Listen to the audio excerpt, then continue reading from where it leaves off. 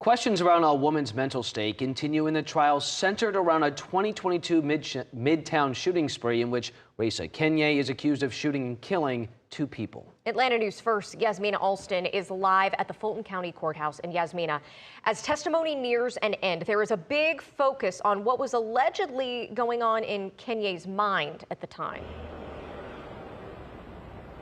Carly, that's right. And that's what a lot of today's testimony was about, as the question remains, was Raisa Kenye criminally responsible for the alleged crime? Today, two doctors were called up to testify, including a state government psychiatrist who spoke about delusions and delusional compulsion. The psychiatrist who evaluated Kenye testified that she knew right from wrong at the time of the alleged incident.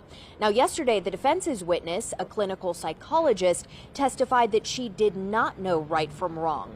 So both experts agree Kenye was mentally ill, but disagreed on if she had the mental capacity to know right from wrong in regards to criminal responsibility. This resulted in a lot of written questions from jurors about delusions and the medication Kenye was on, as well as asking for examples showing she knew right from wrong.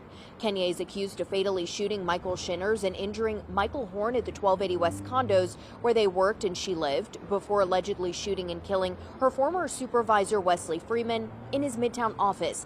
And prosecutors say she had a hit list. Now, Kenye's attorney argues she is not guilty by reason of insanity, while prosecutors say that she acted intentionally out of anger. Live at the Fulton County Courthouse, Yasmina Alston, Atlanta News First.